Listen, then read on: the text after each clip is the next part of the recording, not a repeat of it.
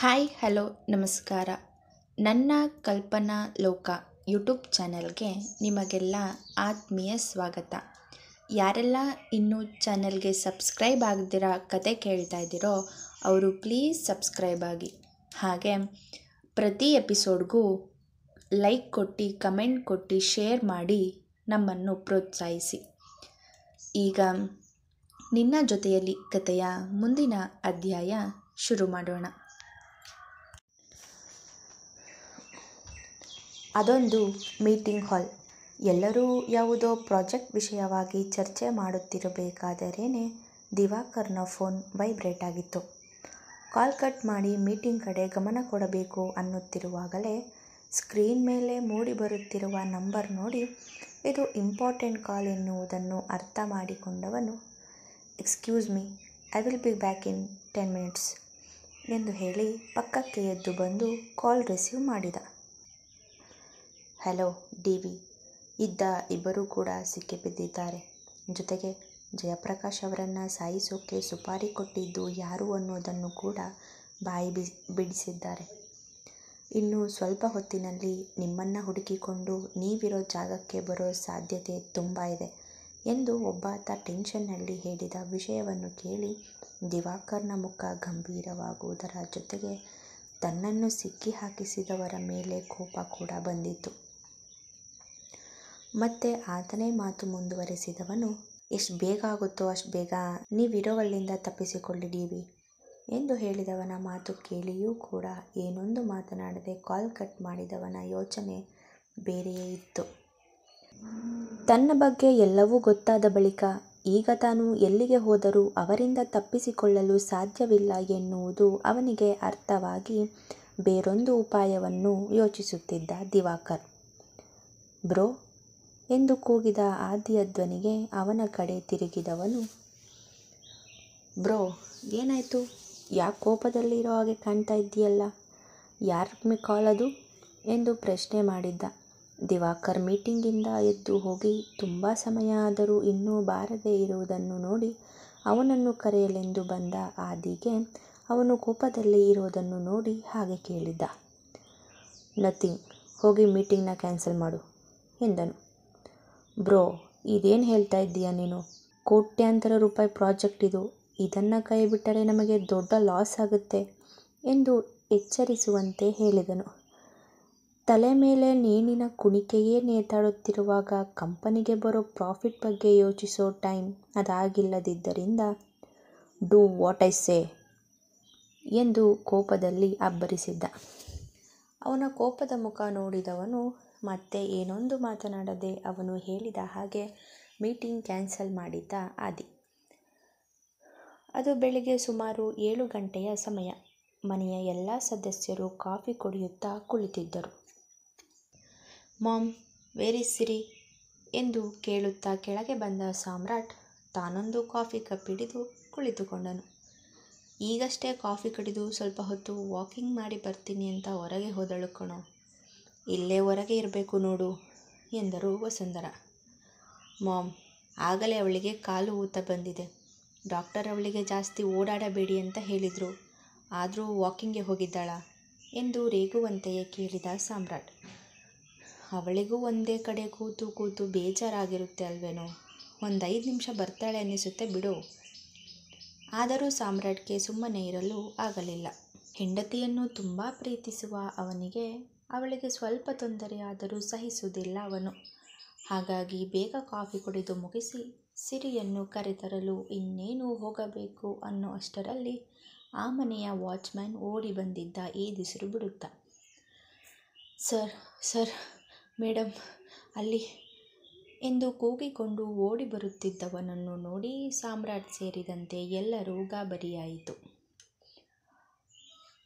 ಏನಾಯಿತು ಎಂದು ಅದೇ ಗಾಬರಿಯಿಂದ ಕೇಳಿದಾಗ, ಸರ್, ಮೇಡಮ್ ಅವರನ್ನು ಯಾವುದೋ ವ್ಯಾನ್ ಬಂದು ಬಲವಂತವಾಗಿ ಅವರನ್ನು ಅದರೊಳಗೆ ತುಂಬಿಕೊಂಡು ಹೋದರು ಎಂದು ಹೇಳಿದ ಕೂಡಲೇ ವಾಟ್ ಎಂದು ಗಾಬರಿಯಲ್ಲಿ ಕಿರುಚಿಯ ಬಿಟ್ಟಿದ್ದ ಸಾಮ್ರಾಟ್.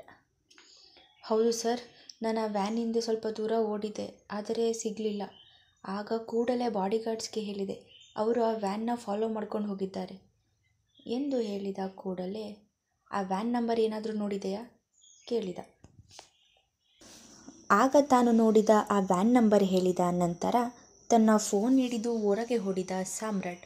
ಸುಶಾಂತ್ಗೆ ಕಾಲ್ ಮಾಡಿ ಆ ವ್ಯಾನ್ ನಂಬರ್ ಹೇಳಿ ಅದನ್ನು ಟ್ರೇಸ್ ಮಾಡಲು ಹೇಳಿ ನಂತರ ತನ್ನ ಬಾಡಿಗಾರ್ಡ್ಸ್ಗೆ ಕಾಲ್ ಮಾಡಿ ಅವರು ಹೋಗುತ್ತಿರುವ ಡೈರೆಕ್ಷನ್ ಕೂಡ ತಿಳಿದುಕೊಂಡು ಅತ್ತ ಕಡೆ ತನ್ನ ಕಾರ್ ತೆಗೆದುಕೊಂಡು ಶರವೇಗದಲ್ಲಿ ಹೊರಟನು ಸಾಮ್ರಾಟ್. ಅವನ ಹಿಂದೆ ಆದಿ ಕೂಡ ತನ್ನ ಕಾರಿನಲ್ಲಿ ಹೊರಟರೆ ಅವನ ಜೊತೆ ವಸುಂಧರಾ ಅವರು ಕೂಡ ಆತಂಕದಲ್ಲಿಯೇ ಹೊರಟು ಬಂದರು.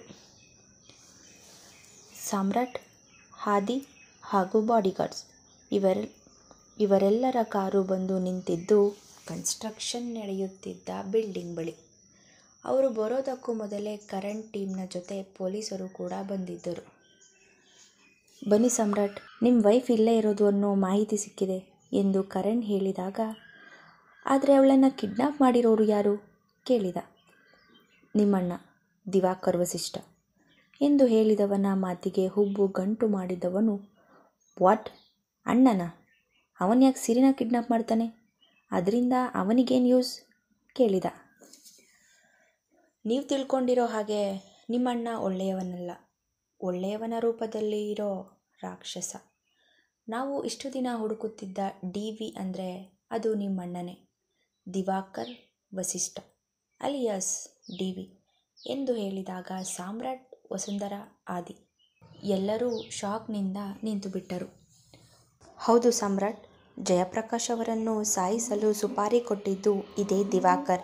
ತಾನು ಬಿಸ್ನೆಸ್ನಲ್ಲಿ ನಂಬರ್ 1 ಆಗಬೇಕು, ತನ್ನ ಕಂಪನಿಯನ್ನು ಎತ್ತರಕ್ಕೆ ಬೆಳೆಸಬೇಕು ಅನ್ನೋದು ಅವನ ಆಸೆಯಾಗಿತ್ತು. ಇದೇ ಆಸೆ ಇಟ್ಟುಕೊಂಡು ನಿಮ್ಮಪ್ಪ ಸತ್ತ ಮೇಲೆ ಈ ಕಂಪನಿ ಜವಾಬ್ದಾರಿನ ಇವನು ವಹಿಸಿಕೊಳ್ಳುತ್ತಾನೆ. 5 ವರ್ಷ ಪರಿಶ್ರಮ ನಿಯತ್ತಿನಿಂದಲೇ ಶ್ರಮಿಸುತ್ತಾನೆ ಕೂಡ.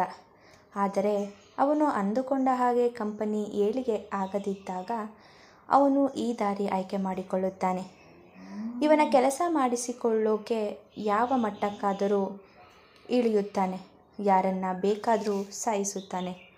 ಅದೇ ರೀತಿ ಅವನು ಅಕ್ರಮವಾಗಿ ಮಾಡುತ್ತಿದ್ದ ಕೆಲಸಗಳಿಗೆ IAS ಅಧಿಕಾರಿ ಜಯಪ್ರಕಾಶ್ ಅವರ ಸಿಗ್ನೇಚರ್ ಬೇಕಾಗಿರುತ್ತೆ.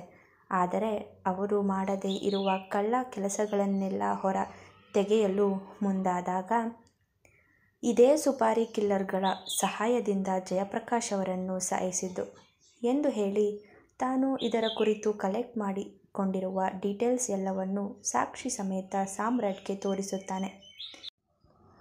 ಈಗ ತಾನು ನಮ್ಮ ಕೈಯಲ್ಲಿ ಸಿಕ್ಕಿಬಿದ್ದೆ ಅನ್ನೋ ಕಾರಣಕ್ಕೆ ನಿಮ್ಮ ಹೆಂಡತಿನ ಕಿಡ್ನ್ಯಾಪ್ ಮಾಡಿ ನಿಮ್ಮನ್ನು ಹೆದರಿಸೋಕೆ ನೋಡ್ತಾ ಇದ್ದಾನೆ ಅಷ್ಟೇ.